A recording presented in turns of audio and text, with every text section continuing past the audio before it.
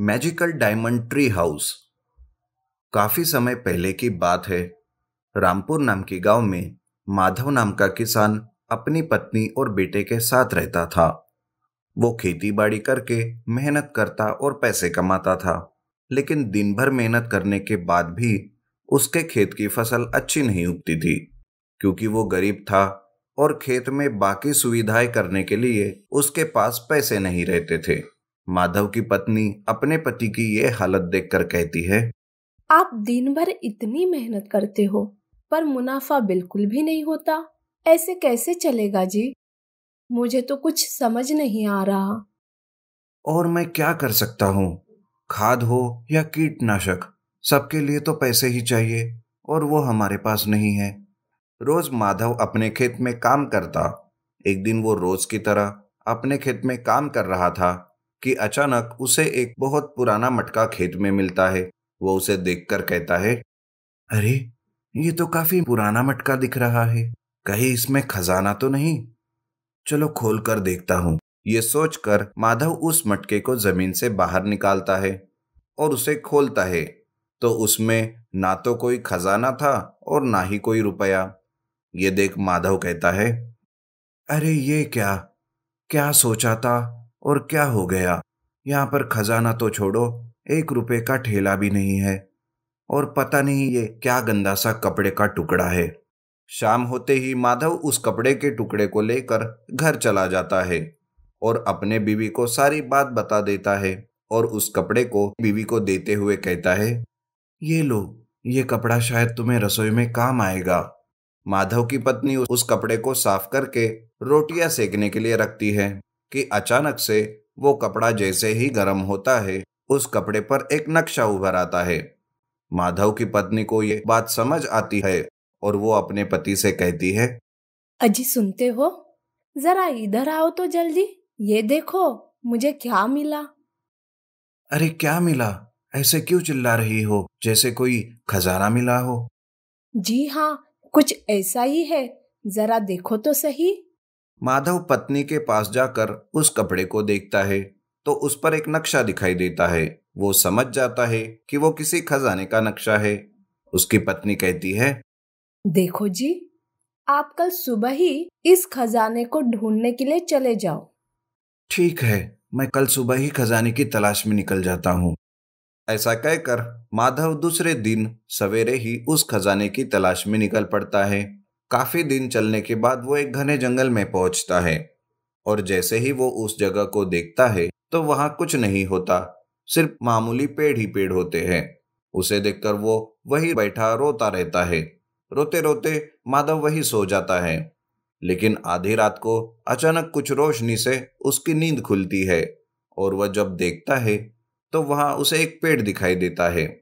उसे देखकर वो देखता ही रहता है और कहता है, अरे, ये तो वही जगह है जो नक्शे में है। यहाँ पर तो कोई खजाना नहीं, पर यह पेड़ है जिसके ऊपर एक घर भी बना हुआ है। शायद इसी ट्री हाउस के अंदर कोई खजाना होगा, चलकर देखता हूँ।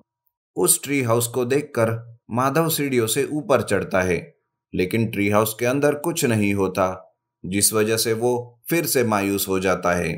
माधव कहता है, अरे ये क्या, मेरी किस्मत ही फूटी है। कितना भी कोशिश करूं कुछ हासिल नहीं हो रहा है। ऐसा कहकर वो उसी ट्री हाउस में सो जाता है। आधी रात हो जाती है। चंद्रमा की रोशनी उस ट्री हाउस के अंदर आती है। वो रोशनी माधव के ऊपर गिरती है। माधव उठ जाता है और देखता है तो चांद की रोशनी से उस ट्री हाउस में हीरे आते हैं। ये देखकर माधव बड़ा खुश हो जाता है। वो सारे हीरे इकट्ठे करने के लिए सामने आता है। तभी वो पेड़ उसे कहने लगता है, सुनो माधव, तुम ये हीरे उतने ही ले सकते हो जितनी तुम्हें जरूरत है। अगर तुमने ज्यादा लेने का लालच किया तो ये पेड़ तुम्हें सजा दे देगा और तुम्हें कोई जानवर बनकर बाकी की जिंदगी बितानी पड़ेगी। अरे तुम तो जादुई पेड़ हो, हीरे भी दे रहे हो और बात भी कर रहे हो। ठीक है, जैसा तुमने कहा, मैं इस बात को ध्यान में रखूंगा। दूसरे दिन माधव सारे हीरे लेकर अपने घर चला आता है। उसकी पत्नी उसे कहती है, अरे वाह जी, ये तो बड़ा अच्छा हुआ है। इतने सारे हीरे मिले। अब हमारे दुख के दिन दूर हो जाएंगे। इस तरह से माधव हर महीने उस जंगल खजाने के लिए जाता और रात भर उस मैजिकल ट्री हाउस में रुककर हीरे साथ में लेकर घर आता और दूसरे दिन उन्हें बेचकर वो पैसे कमाता और अपनी जरूरतें पूरी करता। धीरे धीरे उसकी तरक्की होने लगी और वो जल्द ही नया घर, नई कार ले लेता है। लेकिन कहते हैं ना कि धनिक के दुश्मन 50।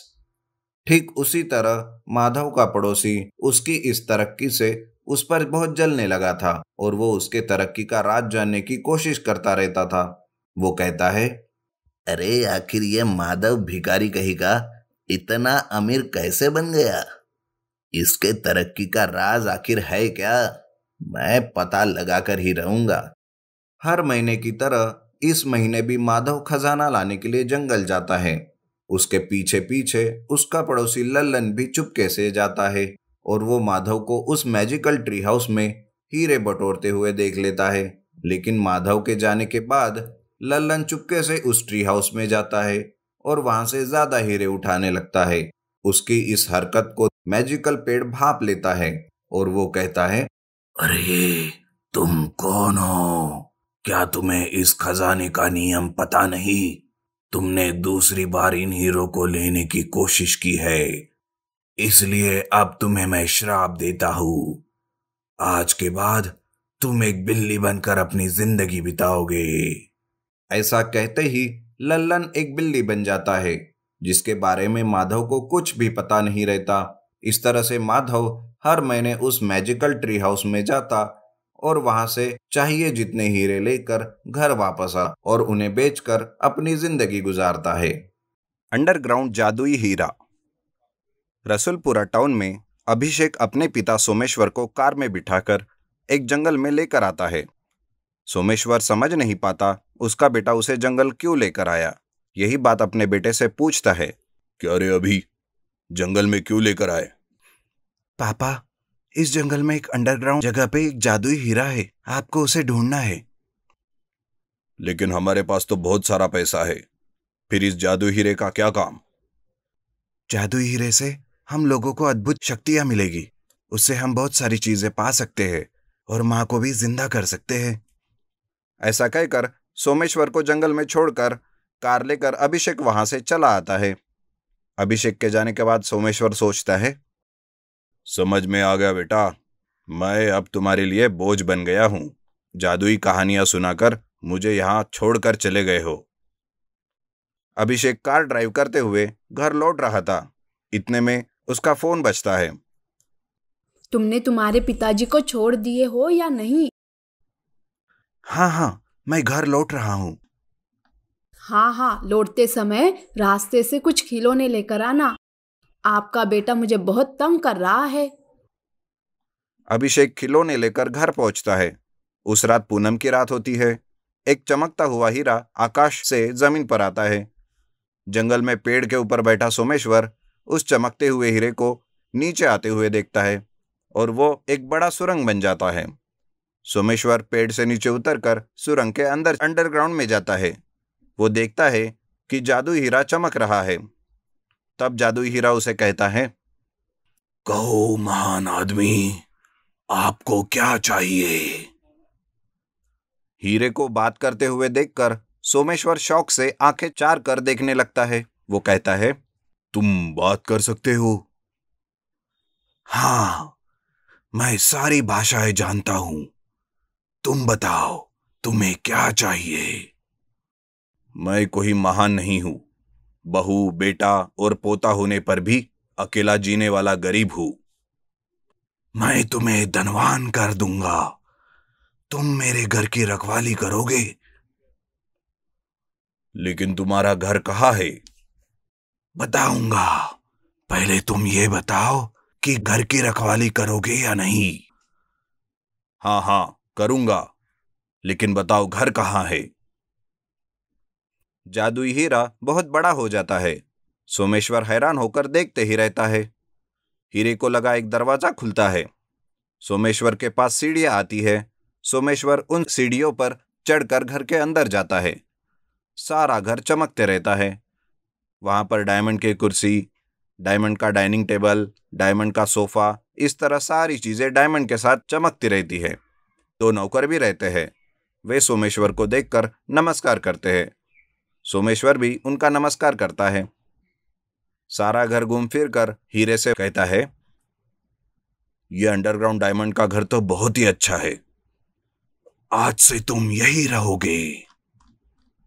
इतनी अच्छी सुविधाएं है, मैं यही रहूंगा।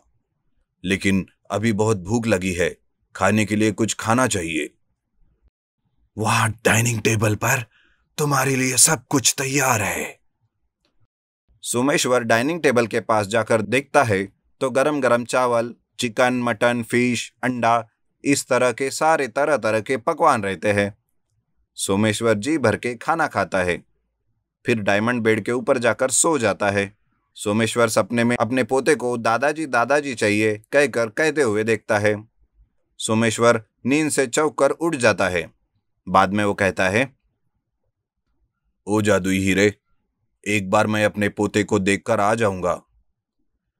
अच्छा ठीक है, लेकिन किसी को साथ लेकर मत आना।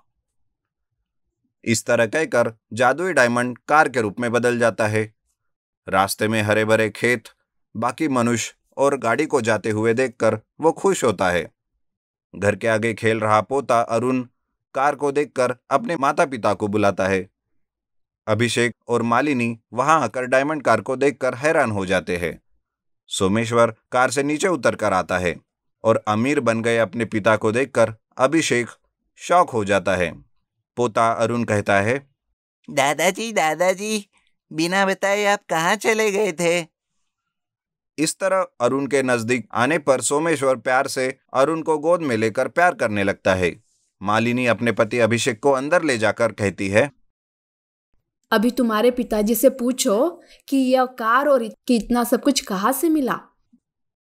हम पिताजी को बोझ समझकर जंगल में छोड़ दिए थे। सब कुछ जानकर अब क्या करेंगे? कैसे बेवकूफ बातें करते हो जी।